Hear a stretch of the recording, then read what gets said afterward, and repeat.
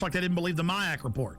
Then, suddenly, local news began reporting it, but like it was a good thing. Now, listen, will martial law ever be a reality?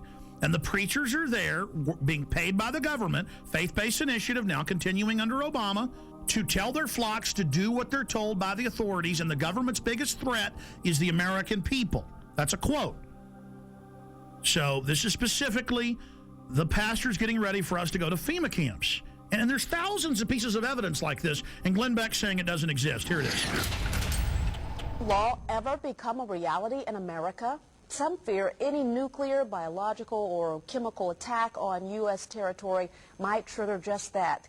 And as KSLA News 12's Jeff Farrell discovered, the clergy would help the government with potentially their biggest problem, us. From my cold, dead hands. Charlton Heston's famous declaration captures a truly American value, the overarching desire to protect our freedoms. But gun confiscation is exactly what happened during the state of emergency following Hurricane Katrina in New Orleans. U.S. troops also arrived, something far easier to do even now thanks to last year's elimination of the 1878 Posse Comitatus Act. That forbid U.S. troops from policing on American soil. If martial law were enacted here at home, like depicted in the movie The Siege, easing public fears and quelling dissent would be critical. And that's exactly what the Clergy Response Team, as it's called, helped accomplish in New Orleans. Jeff, the primary thing that we say to anybody is let's cooperate and get this thing over with, and then we'll settle the differences once the crisis is over. Such clergy response teams would walk a tightrope between the needs of the government versus the wishes of the public. In a lot of cases, these clergy would already be known in the neighborhoods in which they're helping to defuse that situation. For the clergy, one of the biggest tools that they will have in helping calm the public down or obey the law is the Bible itself, specifically Romans 13. Because the government is established by the Lord, you know, and that's what we believe in the Christian faith. That's what's stated in the Scripture. Civil rights advocates believe the amount of public cooperation may depend largely on how long they expect a suspension of their rights might last. And see, here is Mother Jones. Should Obama control the internet? It says right here, Senator John Rockefeller, goes by J. Rockefeller, has announced they need to end the internet, that it's bad, and that private companies will have government hubs tied into them to snoop on everyone without warrants and to be able to shut down the web instantly. See, right now the government has to get warrants and go out and seize all the hubs. Here's another one. America's secret police. Intelligence experts warn the proposal to merge two Pentagon intelligence units could create an ominous new agency. And the head of cybersecurity just resigned 3 weeks ago, saying the Pentagon and Homeland Security are taking over the internet and it's a threat to freedom in America. So their own guys quitting, saying this takeover is happening. All the radio and TV in the nation under the emergency alert system in '96 under a federal law and executive order, FEMA is wired into the transmitters themselves and cable to take over all the systems and broadcast anytime they want. Before, the stations would tune to a signal themselves. Now that's out of their hands. All of that's going on. So see, they've got the preachers, they've got the citizens, they've got the military prepared for martial law, and they could remotely listen to you even when the cell phone's off. That's standardized the cell phones. And all telecommunications companies were given $9 billion total to put in whole floors for the NSA to move into. So the NSA doesn't tap the phone companies, they are the phone companies. Just like FEMA on all radio, TV, cable, you name it, is already in control with hubs at the transmitter site or at the satellite uplink site. The last piece of equipment, this is in my film Police State 2000, by the way. See, I was sitting there talking to the engineer in 1996 at KJFK FM, and he calls me over and goes, look at this, Alex, they're ordering us to do this. Here's all the secret documents. We're not supposed to show this to anybody. And I was sitting there reading it. FEMA takes over through this. Everything you do goes through this system. I mean, that's what you hear when it goes, bang, bang, bang. You know, this has been an emergency alert system.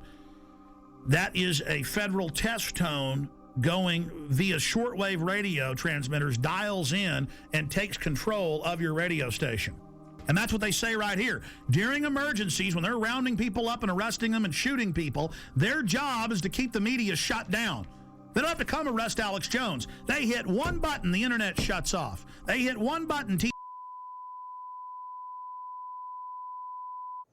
In the not-too-distant future, a self-proclaimed intellectual elite will rule every aspect of our People lives. in the world are content to stay as first or second level The maggots. economy is emerging from the recession. We have to keep geoengineering on the table. Implementation depends on motivation. An alarming and possibly catastrophic disaster. Already the path has been chosen, the design set in motion decades ago. Their endgame? Complete control. Water, air, The economy. population, and even human logistics Will all fall within their purview. The goal? To acquire all the natural resources of the planet and bring them securely under government control. All activities of mankind will be monitored, accounted for, and controlled. Legislation pretending to address concerns about the environment, national security, and financial stability will in fact be used to erode the very foundations of liberty and to enslave the population. This will all happen in the name of security and progress. Alluding to the notion that this is all for our protection, this will not miraculously occur overnight with the sudden proclamation of martial law. It has been happening incrementally for at least half a century. Every law enacted that truncates the Bill of Rights in the name of national security is another nail in our coffin. Through this type of increasingly invasive legislation, the systematic decay of constitutional law becomes inevitable. Thousands of years of building and rebuilding, creating and recreating so you can let it crumble to dust. Leaving our essential rights neutered and impotent. The Bill of Rights is reduced to a quaint antique collecting dust in a library somewhere, retaining all the potency of a fairy tale. Martial law, called a more politically neutral catchphrase, is practiced with an iron fist. the implosion of the economy has begun by design.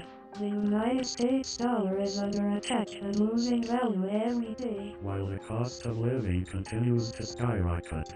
New laws that will effectively double taxes are already on the books and ready to be implemented. Nothing has been introduced to help homeowners with their now default loans. But at the same time, money is generously given to bankers who give themselves huge bonuses. During one of the worst economic downturns in history and dry up loans to small businesses. All the while, the economy spirals downward at a free fall rate. As the citizens of the United States lose their ability to take care of themselves, the government conveniently steps in to save the day. Capitalism gives way to socialism, and then without much notice, into the neo-dark ages of the one-world government-style dictatorship. Once this task has been completed and the control grid is firmly in place, they can play their final trump card. FEMA camps. And by design, we will welcome the salvation with open arms. As any alternative will surely seem like suicide. Once we've been properly enslaved, they gain control over the rest of Earth's natural resources. Humanity. America, here's what you need to know tonight. I'm, basically a rodeo clown. If you have any kind of fear that we might be headed towards a totalitarian state, look FEMA out. Trailers, FEMA prisons, FEMA camps. I want proof. If they exist, I want pictures. I lost sleep last night worrying about this story, thinking about this story. But when I see, 9/11 victim family on television or whatever, I'm just like, oh, shut Well, up. Yesterday we talked about debunking conspiracy theories. The only thing that I answer to is myself. And I just want to be able to look at myself in the mirror and also sleep at night. Glenn Beck, a year and a half ago, said that Ron Paul supporters should be arrested and that the army should be used against them, and that they were dangerous terrorists.